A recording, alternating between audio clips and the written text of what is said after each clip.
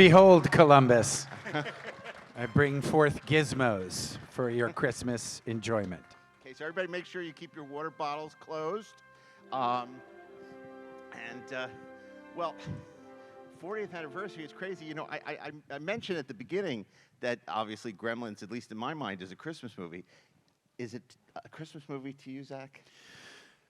Well, you know, it doesn't really matter anymore because the public decides what's a Christmas movie or not. It was funny because you mentioned Die Hard, and I remember back in the day when Bruce Willis got up and said, "By the way, Die Hard is not a Christmas movie," and I kind of wanted to go, "Excuse me, sir, you're just an actor in the movie. You don't get to decide the Die Hard Christmas position. You're just one simple person in the equation, a significant one. I will grant him that. But the public decides whether or not Die Hard is a Christmas movie, not you, good sir."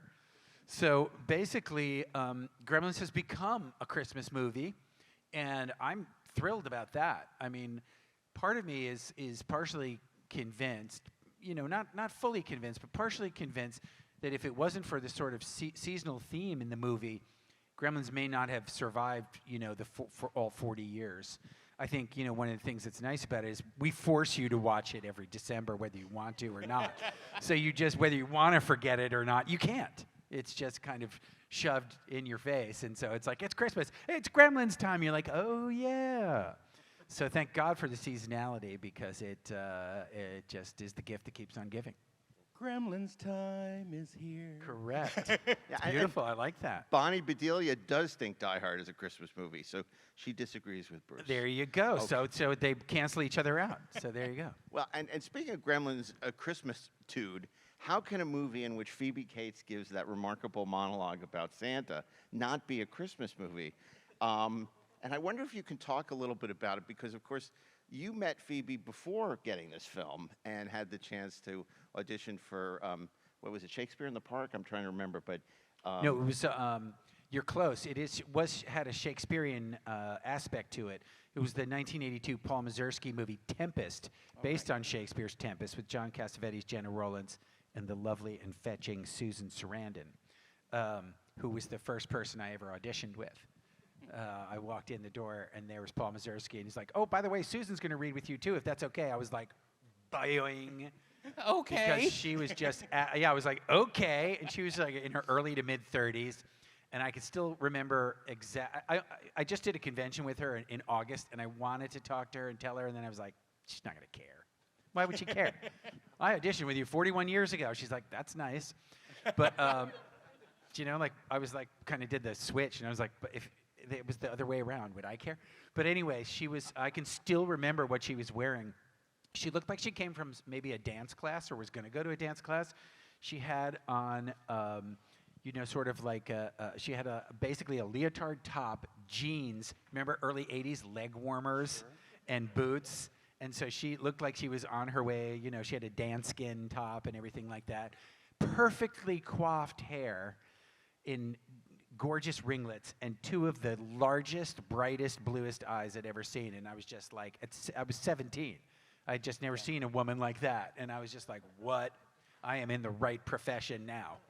Time to enroll for jazzercise. That's right. Yeah, it was amazing. So that's how I met Phoebe. She and I, that we were in what's called a mix and match session, which in casting is like, let's put some people together and see whether or not, we believe they have chemistry. Let's throw them together and see if they do. Have whether it's physical chemistry, emotional chemistry, they look good together, whatever. So the first girl that I read with was a girl from one of my favorite all-time movies, All That Jazz. It's who played Roy Scheider's daughter. Her name is Erzsébet Foldy, Liz Foldy. So I read with her, and then I read with Phoebe. And, I mean, it was just like I was in heaven, and I couldn't believe that there were these people. They looked like mutants. They were so physically attractive. I'm like, where you know, what factory are these people coming from? And because I certainly wasn't that cute. And so I met her then, and then we got paired together again for the same thing, mix and match for Gremlins. And I think that the fact that we had already worked together, and we'd been paired together for a couple of other things, which is kind of unusual, because they usually don't pair two dark-haired people together because there's a feeling that you look like possibly brother and sister. You know, a lot of times you'll see a dark and a light pairing so that they look distinct and different, but not always. And so we had a lot of familiarity with each other, and I think that was a key factor. Yeah, and you paved the way for Kevin Kline. So Actually, you know, because I kind of know Phoebe and Kevin reasonably well from doing the movies. Phoebe met Kevin on auditions for The Big Chill. She was going out for the Meg Tilly part. I know I'm going back 4 decades, but you guys are all film fanatics, I would imagine. And even if you're not, you can go back and watch The Big Chill. It's an amazing movie. So there's a young actress, Jennifer Tilly, who's in Chucky. Her sister, Meg Tilly, is in Big Chill. And so Phoebe went in, read for that part, clearly didn't get it. Meg Tilly did. But she met Kevin at the time, and both of them were like, okay, how are you? I'm doing great. I'll see you in 3 years, and we'll get married. So that's where they first met, and they've been together now since 1986, which in Hollywood is pretty remarkable. That's amazing, Yeah. It's so interesting to hear you talk about The Big Chill, because, of course, Big Chill was 83, I think. Correct. And it's such a great movie. Yes. And it's one of those films that people don't talk about as much, but at the time, it was such a seminal film. You know, and it captured this, for that generation, just this, you know, this whole idea of, especially quote unquote for yuppies in the 80s, and it's so great. And Meg Tilly's great in it, much better than she is in Psycho 2. She's very good in that. I think that movie hasn't stuck around because it is kind of dated, and I think when movies get dated, that's the beginning of the end for them. And one of the reasons people always say, how come you think Gremlins has stuck around for so long? And that is that if you look at Gremlins, it really doesn't date itself very much. It's in a kind of nondescript town. It could be anywhere you want it to be. It could be almost any time. Technology doesn't play much of a part in it. I mean, I'm on a rotary phone maybe once. You barely notice it. So there's not a lot in comparison to other movies where it gets dated, you know, like where you see something like Enemy of the State now. It's still a good movie, but a lot of the computer stuff looks very 20th century, you know. So Gremlins has a kind of a deliberately timeless quality. They left a lot of stuff vague. Kingston Falls, we don't really know where it is. I always thought it was either, quite honestly, Ohio or Indiana. It clearly looks Midwestern to me. It seems Midwestern. I tried to give Billy kind of a Midwestern flair, even though I had never been to either Indiana or Ohio. It was my approximation of you guys. And because I was a Manhattanite, I didn't know. I hadn't been west of the Mississippi before I did Gremlins, till I flew to Los Angeles, and I was like, what's this West Coast thing about? Well, yeah, that was some culture Joe shock. Dante definitely has that sort of style. I mean, he shoots it as if it was a 50s movie, masquerading as an 80s movie. Yeah, except it's in color, weird color, with John Hora doing the DP, right? He always does weird color schemes and filters and stuff like that. But you know, I mean, Joe is till this day very influenced by a lot of 50s pictures, like especially, he even throws it in Gremlins, original Invasion of the Body Snatchers. Absolutely. Don Siegel, Robbie the Robot's in there from Forbidden Planet. And, you know, I mean, I think those were the 50s movies, were movies of his childhood, so they were very impactful. Yeah, I want to ask you, I mean, obviously one of the axioms is never work with kids and animals. So you're working with kids, you're working with animals, and all due respect to Gizmo here, you're working with Chris Wallace and the animatronic Gremlins. So what was that, you know, challenge? You have to, you know, act and give a performance, but you have that great performance by the dog. You know, you have a, you know, you're dealing with Corey Feldman, who's a kid at the time. I mean, and then you have to deal with this mayhem and all this stuff that's going on with the Gremlins and, of course, Gizmo. So what were the challenges for you as an actor doing all that? Well, you kind of enumerated them pretty well. But, you know, what you have to throw in there, too, is that this was my second movie. It was the lead role. I was working something like 68 out of 75 days. I'd never been to Los Angeles. I was a Manhattanite, so I didn't drive. If you've been to Los Angeles, you know how challenging it is not to be able to have a car. So luckily, they stuck me in Westwood, which is a suburb of Los Angeles, where UCLA is located. So you can kind of, it was a lot of walking that you could do in stores and shops close to each other. So as long as you walk down there. But it was, you know, it was an emotional challenge for me too. And those of you who are interested in reading more about that, I have just completed my first book called Being Billy, The Making of Gremlins, which covers March 1983 to July 1984, from the beginning to the very end, the emotional roller coaster, the ups and downs. I mean, I suffered from a lot of what I would call not necessarily imposter syndrome, but not sure I belong here syndrome. Kind of like someone who skipped high school and went to college. I just felt like I'd skipped a number of levels and was doing something way above my pay grade at the time. So the first 2 or 3 weeks, I was convinced that I was going to get fired. So I was dealing with that, and I was dealing with the loneliness and the disconnection, and being out on the West Coast where everybody dressed differently and spoke differently and listened to bands and music I'd never heard before. What the heck's Tears for Fears? I didn't even know what that was. What is this stuff they're listening to? Psychedelic furs? They don't look psychedelic to me. They're not even furry. So it was all very, very strange. It was a lot to throw at a 19-year-old kid all at once. And so it was like juggling, it was like being on a unicycle going down a tightrope, juggling 10 sets of plates. It was just a lot of things to do at once, as well as just play it cool around Phoebe Cates, which was a challenge in and of itself. My favorite thing about hanging out with Phoebe then was, of course, I was completely unrecognizable, hadn't done anything to warrant recognition, and she was this superstar, at least in the 25 and under set from Fast Times at Ridgemont High, with the most iconic red bathing suit perhaps of all time. And the effect she had on both the male and the female population around her age and even older was absolutely amazing. Like, she and I would be in a restaurant, and of course, like I said, she's famous and I'm not. And she gets up and goes to the bathroom, and one guy came over to me, and he was a complete stranger. He grabbed my arm so hard, he almost bruised it, and he said, "You know her?" Like that. And I was like, "Yeah, I'm doing a movie with her. Take your mitts off my shoulder." It had thumbprints on it. And so people would lose their mind. We were in a place in Westwood, I don't think it's still there, it's called the Mustache Cafe. Sure. And we were having dessert. We were about to order, and the waitress came over, and she looked at me, and she goes, "What would you like?" And I was like, "I'll have Clams Casino," or whatever it was that I was having. Turned to Phoebe and was like, "And what will you have?" And she's just like, "I'll have the spaghetti bolognese," or whatever she ordered. And the woman was like, "Spaghetti. I'm sorry, I can't do this." And she walked away. She was so thrown by Phoebe, she couldn't take her order. So the next waitress came over and we're like, "We're sorry about that. What would you like?" And took the rest of our order. Wow. So it was my first time being around someone who's famous. Yeah. I didn't grow up hanging around famous people. I'd never known famous people, except in like magazines like Starlog or Famous Monsters of Filmland or all of that stuff that I read, where I worshipped Rick Baker and then eventually worked with him in Gremlins 2. Yeah. Rick Baker. How was that different than the first film? Well, I mean, that's a nice segue, because Rick Baker has a lot to do with why it's different. I mean, I've said this before many times, that if I had to pick the one person who I thought was absolutely the most mind-bogglingly talented person I ever worked with, I'd have to say it was Rick Baker.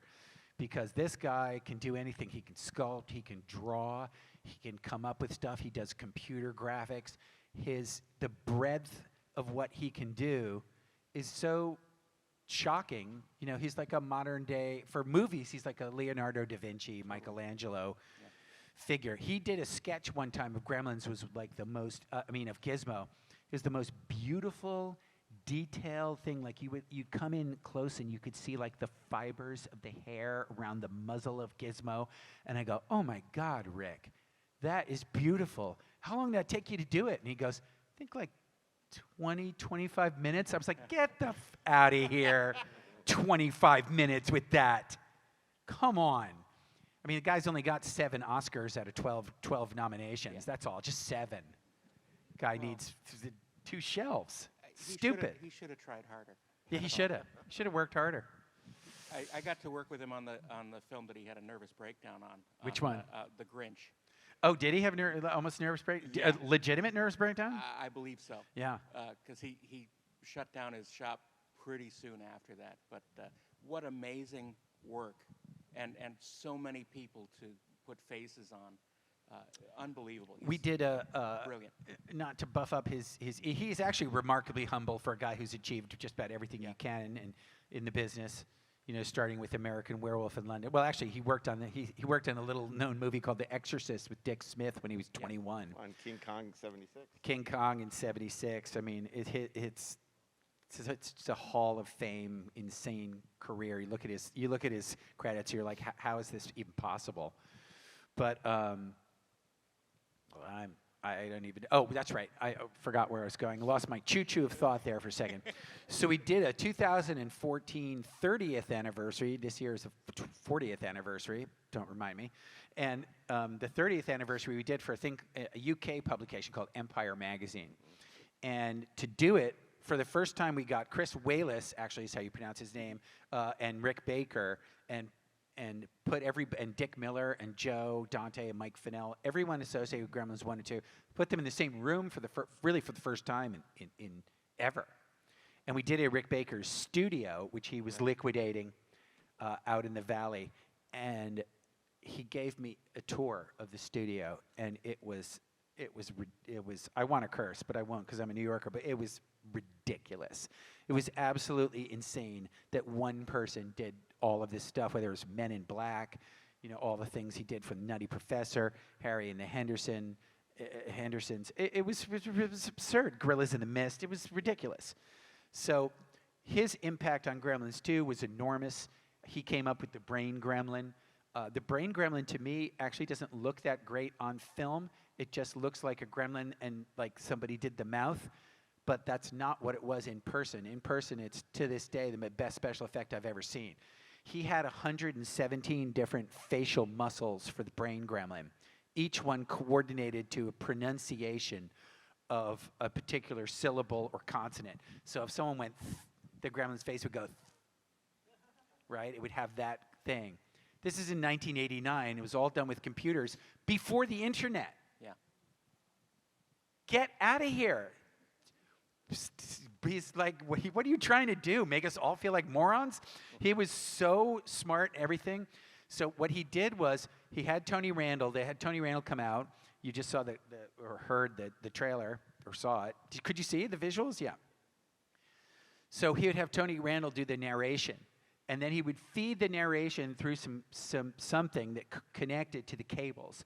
And the cables would read the zeros and ones, binary information, translated into facial muscle expressions so that when you said the thing, the face matched the exact pronunciation. And then he would speed it up. He's like, but it's not in sync. He goes, no, it's exactly 4.2 seconds behind in sync, but you just shoot it that way, and then you just move the dialogue up 4.2 seconds, and it syncs perfectly. And I was like, stop it. You're annoying me now with this whatever. You know, especially doing it in '89 before there was an internet is just, you know. He's like, well, I did it on Linux, and then I did this, and then you know all these computer languages, and I'm like, please. Just stop. So the Brain Gremlin, when we saw it, I was like, this is going to win another Oscar for him because it looked like magic. But in the movie, because you go in there and just CGI the mouth, now it just looks like whatever. But that Brain Gremlin is there talking and expressing itself exactly the way you see it in front of everybody, and it was stupid and insane and amazing. Did you have to change at all your acting with the new batch? Well, I'm glad you asked that because actually my acting was exponentially easier because, you know, they say that every human being should learn from their mistakes. So in Gremlins 1, because they had never done a lot of this animatronic stuff, they really blundered in the writing of this script. Not that Chris Columbus blundered, but he would say things like, Billy picks up Gizmo and takes him into the bathroom to bandage his ear. Now, in order for me to have Gizmo like talking in my hands, I would have to pull my shirt sleeves down like this, and then you had about 14 or 15 cables that came out of Gizmo's butt. They would be taped to my arm, go down through my body, all down through my legs, and they would cut a hole in my sock, and the cables would go across the room each cable to a different joystick manned by a different crew member. They'd all be watching the same monitor, and they practiced for months to synchronize all 14 cables so that they moved in unison and looked like a natural expression. And they practiced it for several months. And so Chris Walas, who, by the way, also had a nervous breakdown on Gremlins 1 and refused to do Gremlins 2, which is why Rick Baker did it, because it was just 2 years of hell. They kept changing what they wanted from him. So they'd be like, well, it doesn't have to walk, Now it has to walk. Oh, can you make it skateboard? Oh my God, we love looking at it. Can you make it break dance? And so they kept asking for higher. So it's kind of like, I said to Chris Walas at the time, it's like kind of like saying, hey, can you climb K2? Then can you climb Everest? We're building something on top of Everest. Can you climb that? Can you build a thing built on top of the thing that you put on top of Everest and climb that? By the end of it, you're ready to freaking kill the person who keeps asking you to do more and more work. It's like your desk was just empty and they come over with a giant pile of books and put it on your desk just as you finished doing it. So they made lots of sort of elementary mistakes and they made things very complicated. And then Rick came along and looked at the script and sat down with Charlie House and said, let's see if we can put him in something so that Billy's always doesn't have to carry him in his hands. So that's where you have the toolbox, right? I'm carrying him in the toolbox, and he's in the toolbox. You put the toolbox down, you open the thing, and Gizmo's in the toolbox, which then you can just cut a hole in the table underneath it and have all the cables going out. So all through Gremlins 2, I never had Gizmo wired to me, which was extremely difficult and cumbersome and time-consuming and everything like that. You would just have Gizmo preset on whatever table or, in the file cabinet. You had a fake back out of the file cabinet and the cable's going out there. So if you look very closely, I am never holding Gizmo in my hand. There's one time when I picked Daffy up and he's going blah, blah, blah, blah, blah, blah, and going from one side of the thing to the other. And that was just something Rick built that was just a remote control thing that just had to basically flap. Right. And that's very simple to do.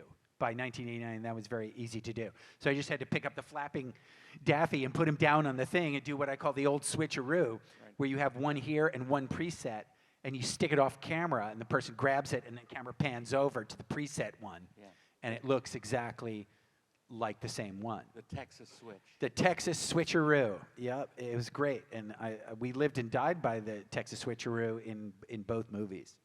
The second movie is so audacious, and it's interesting because in the 80s, you had all these sequels that were just remakes of the first movie, right?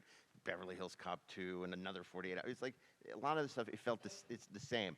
But Gremlins 2, I mean, Joe Dante had held out for years to do a sequel until he could have sort of the autonomy to do what he wanted, and he does the next batch, which is the new batch, which is just extraordinary in how completely different it, and which is why it stands the test of time and is so wonderful. I wonder what was your feeling? Obviously, you're happy to work, but what was your feeling when you were introduced to and saw this was going to be completely different? You're going to be in the city.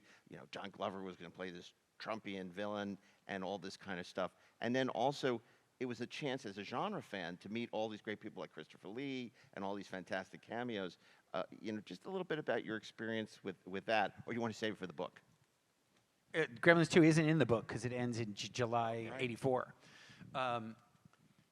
So obviously, I have very mixed feelings about Gremlins 2 because there's sort of Gremlins 2 is a movie, and then there's Gremlins 2 impact on the franchise.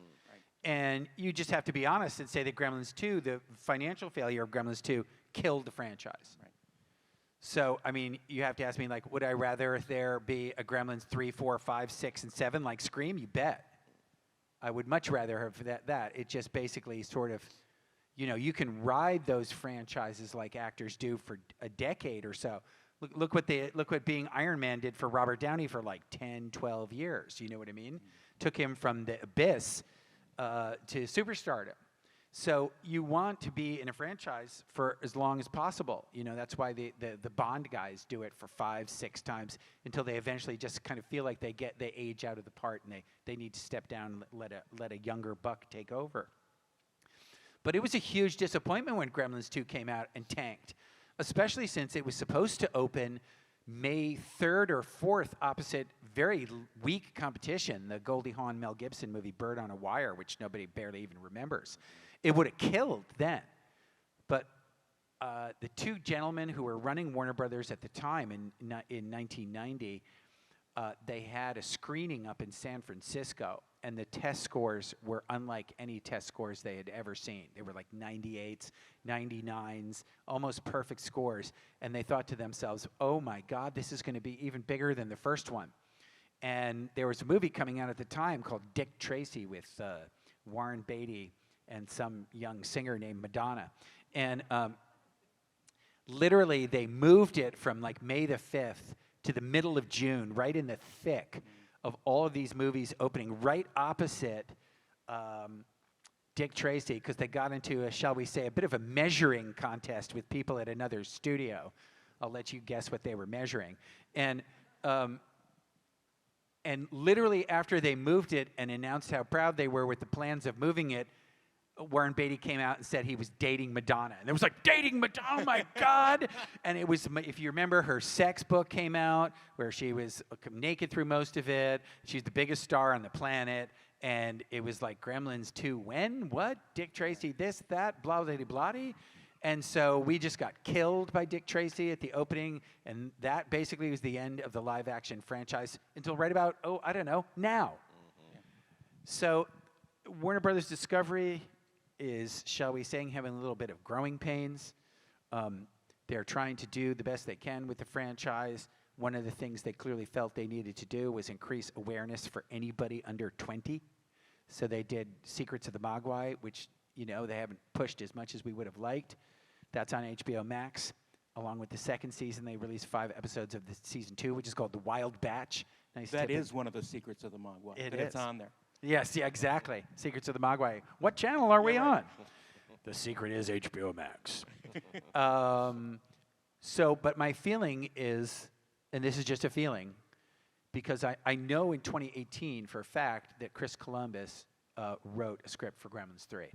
And some of it leaked out and was fairly controversial because I guess one of the things that Chris Columbus started thinking as he got older and more mature, instead of just being a 22-year-old NYU student or whatever, he came somewhere in New York where he went to school, he started thinking about things like the emotional ramifications of the fact that Gizmo can multiply and turn into horrible creatures that can destroy and murder people. Yeah. And so he started thinking about things like, shouldn't we euthanize Gizmo since he's a danger to the public? And I was like, really? You're going to go down that path for Gremlins 3? Killing Gizmo? Gremlins 3, killing Gizmo. Step right up and watch that bad boy. But if he's posing an ethical question or something like that, you know, I mean, I suppose it's true. Sorry, buddy, but you are potentially dangerous in the wrong hands. You know, you are potentially, you've got rules for a reason.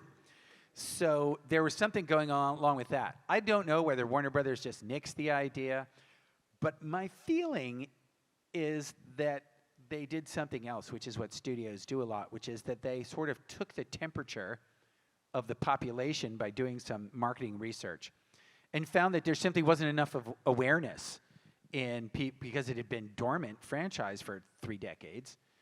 Enough awareness in the population for people, you know, for a key demographic, which is, you know, 13 to 20, or even younger, 8 to 18.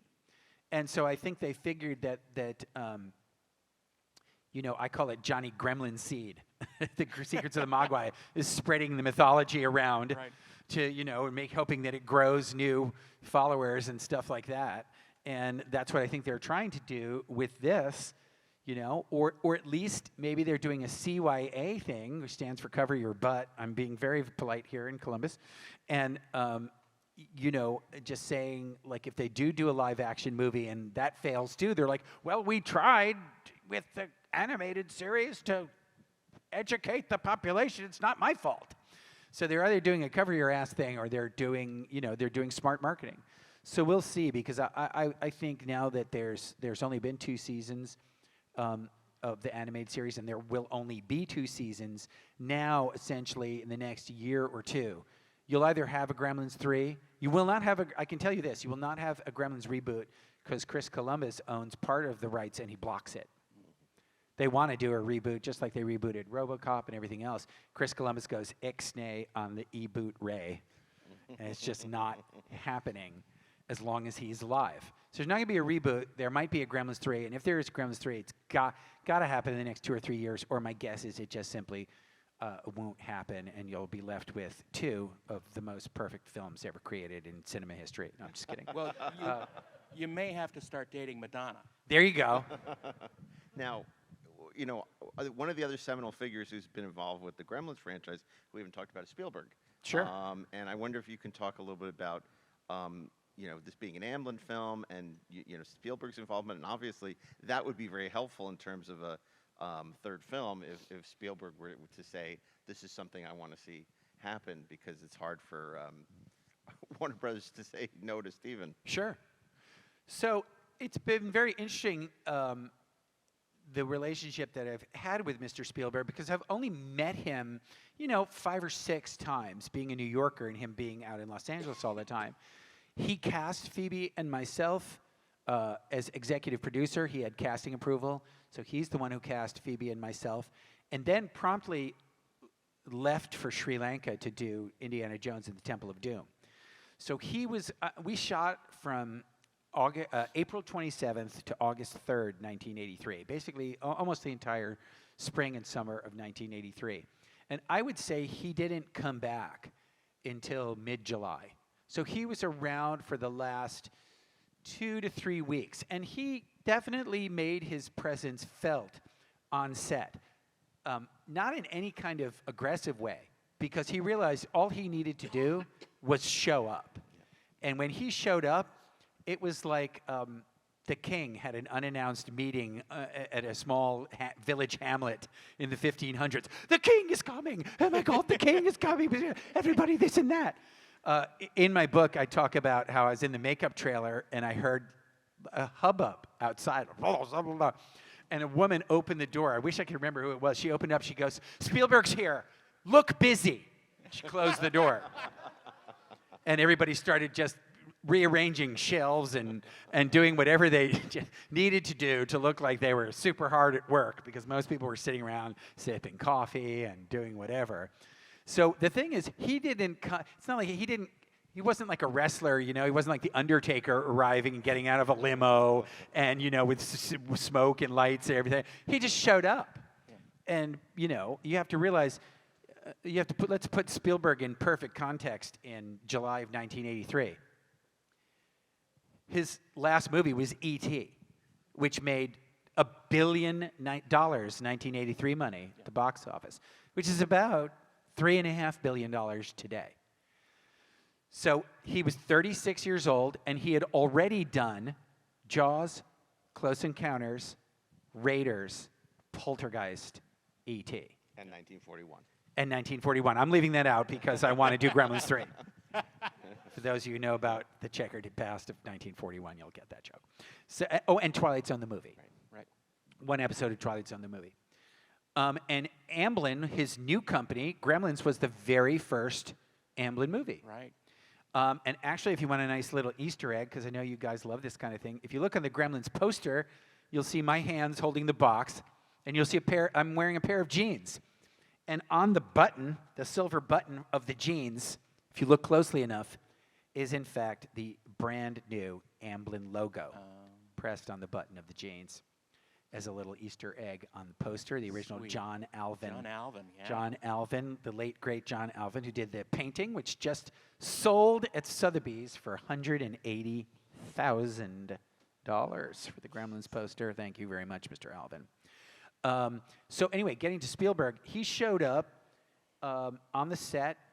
He showed up one day, and I was in the trailer, and Joe Dante, I don't want to give too much of my book away, but Joe Dante walks in and goes, "Steven's here, and you know the kissing scene you're supposed to do with Phoebe Cates?" And I'm like, do I know the kissing scene I'm supposed to do? How many times have I read that scene in the last 14 weeks? And I go, yes. He goes, "Steven would like to direct it." And I said, "I'm sorry, I thought you just said Steven would like to direct the kissing scene," which of course is impossible. He goes, "He would like to direct it, and so we're going out to the set now." So I was nervous enough having to kiss Phoebe Cates after becoming her best buddy for 14 weeks. You know, she basically shut down any type of romantic relationship by simply the first hour I met her going, my boyfriend this, and my boyfriend that, and my boyfriend who I live with does this, and my boyfriend who works. So I was like, I get it. Yeah. Taken, living with a guy, not interested. Moving on. As they do. As they occasionally do. And so I just decided, you know, she's taken, it's pointless. The guy's 5 years older than me. I'm 19. The guy's an old man. He's 24. Right. I mean, my God. 24, he's ancient. You know, you think that way when you're 19. And so I was nervous just because we had such a nice friendship. We were hanging out constantly. When we weren't working, we were going into Westwood. We were seeing triple features. I remember one time we went to see Tender Mercies, James Toback's Exposed, and Trading Places, all in one day. Just bang, bang, boom. At the Bruin and across the street at the Fox Village. Yep. Yeah. In both those classic theaters. And, of course, Gremlins ended up playing at the Bruin, which was fabulous. So I went out there, and Spielberg's idea was, and it was an interesting idea, was that Phoebe and I go in for the fateful kiss that the audience has been waiting for, and at the last second, Gizmo, who's in the backpack, pops his head up and goes, "Ow!" or something like that, and interrupts the kiss, and we're like, what? And so we tried it a couple of times, and of course, Joe Dante, who had been directing the movie for 14 weeks, and realized that the audience would be waiting, at least the female portion of the audience, would be waiting for the romantic payoff, was like, that was very interesting. Let's try it the way it's scripted. And so we did a few when it was scripted and whatnot. So that was my second most memorable incident with Spielberg. The first one was when Mr. Spielberg was kind enough to let myself and, to a lesser extent, Corey Feldman, who was 11 at the time, play video games in his Amblin office. So I was given full access anytime I wanted to, which happened a lot because Gizmo would break a lot. His ear would snap off. Dog stepped on his ear, ripped it off. That was a 6-hour delay. I was like, yes. So Missile Command, Millipede, Food Fight, and a Formula One game called Pole Position were all stand-up games in his office. So there was something happened with one of the Mogwais, strolled over to Spielberg's office, started playing Pole Position. How are we doing on time? We're going to go to questions as soon as. Okay, as soon as I'm done, I'll speed up. As soon as we finish talking so about I got in joys the of pole position thing, and I started playing it. And over my left shoulder, you know, these video games had kind of a reflective surface on it. In the reflection, I see a very, very familiar-looking bearded person with glasses. And it was, in fact, Mr. Spielberg standing over my shoulder. And I did one of these, like, Robert De Niro in Taxi Driver things where he goes, right? When he turns around, looks at the passengers in Taxi Driver. I turned around, and it was Mr. Spielberg, and he looks at me and he goes, "I'll play you." And I went, remember, I'm 19, I'm video game fanatic, and pretty cocky, too. So I was like, "You're on." So he goes, "You want to go first?" I go, "I'll go first." So press 2 player. We start playing. It's the greatest run of my life. I'm just going around this and that, circles, unbelievable through the chicanes, phenomenal, unbelievable, this and that. I think I had something like 500,000 points, you know, and I can remember sweating. I was sweating at the end. I was like, mopped my brow, stepped back and said, "You're up, sir." Got up, started playing. 10 minutes later, still playing. Yeah. He's gone through everything I went through. Now he's into things I've never seen, cities. He's going through, like, down boulevards. He's doing the street course, everything that I've done, just decimating me. Just absolutely decimating me. And when it was over, and he didn't break a sweat at all, and I was thinking to myself, dumbass, of course he's amazing at this game. He owns it. Yeah. You know, but I thought maybe 4 months in Sri Lanka, he'd be a little rusty. So when he was done, he stepped off. He's like, "Good game." And I was like, yeah. And then I looked at him and I said, "You've played this a little bit, huh?" And he goes, "Little bit."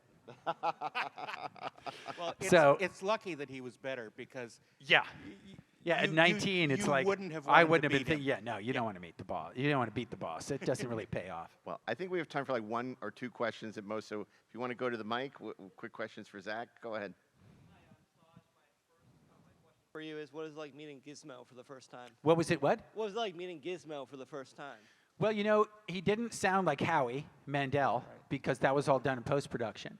So basically, the first time they strapped him to me well, actually, they didn't need to the first time. They just had the cables going across the room. But they had to teach me how to hold him and position him and hide the cables and whatnot. They said we've been practicing for months. So if you want to, just improvise, do whatever you want. You want to scratch his head, scratch his head. You want to get him under the muzzle, just like pretend like he's a real animal. Just treat him like a real pet. So I started talking to him, and I'm like, how are you doing today? And he obviously didn't have a voice, so instead he would make mechanical sounds. So I'd look up and go, how are you doing today? He'd go, "Kizz, kizz." And I always go, oh, you like this? I'll scratch your head. And he'd go, "Kizz, kizz, kizz, kizz, kizz."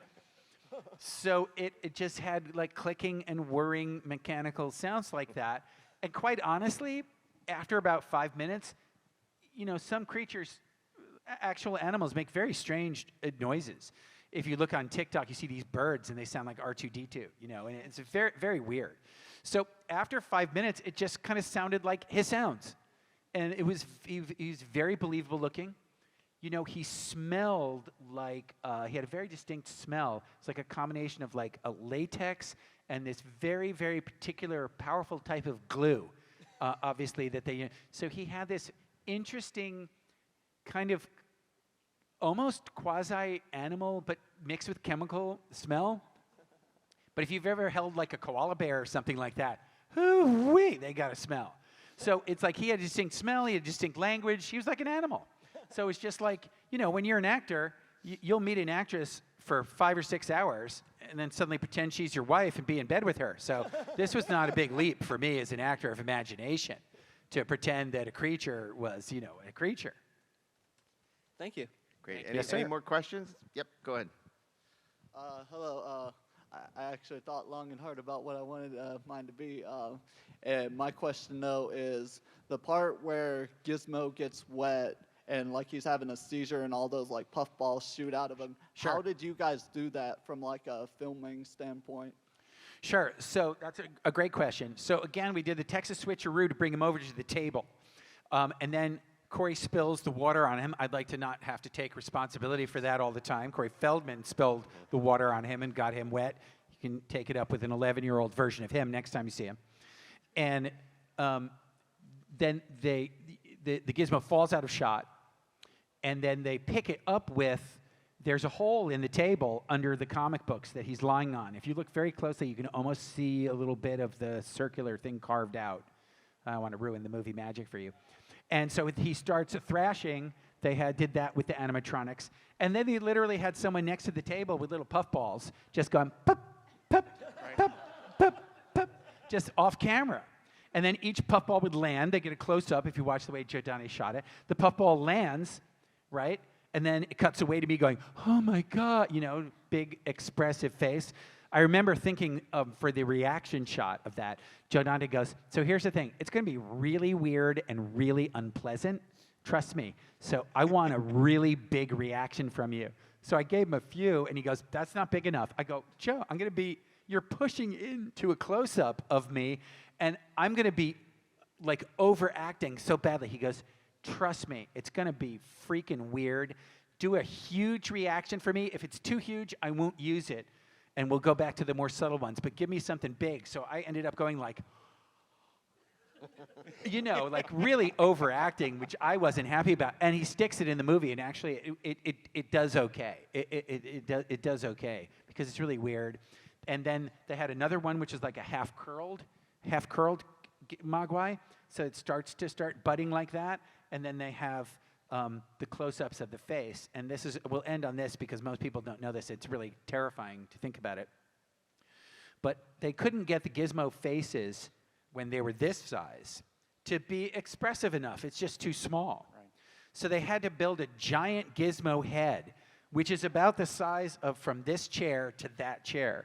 Oh my goodness. And they would have like 10, 15-foot pillows behind it to match so that the head matched the pillow behind it. And so they had this giant animatronic gizmo head that was absolutely terrifying. If you didn't know it was on the set when you walked in, you'd come around the corner and you'd be like, oh my God! This is a 12-foot gizmo head. And it was also animatronics with the giant, and people would roll the eyes when remember how he goes like this, like, oh boy, you know, he's cute, right? Where he goes, oh, Gizmo's cute, and he goes, oh, shucks. They had people behind the gizmo head. Each person had to roll the eyeball at the same time to make him go, oh, shucks. So really a tremendous amount of creativity and ingenuity went into this movie to make even a 1 or 2 second shot seem like real and just make the entire illusion become complete. And as you can see, after 40 years, it seems to have stood the test of time. It sure has. Well, Zach, thank you so much for sharing all these great memories with us, and I can't wait to read the book. When does it come out? It'll probably be out 1 year from this month, probably Christmas for next year, Thanksgiving, Christmas next year. Being Billy, the making of Gremlins. I hope you get it and enjoy it. And if you have more questions, Zach's going to be at his booth. But before that, as is tradition at GalaxyCon, they're going to take a giant group selfie. So if you could come up to the front and you can take a picture with Zach as they take a selfie. Thank you so much for coming. Thank you, Zach. everybody. Thank you, And Zach. we didn't even get to Voyager.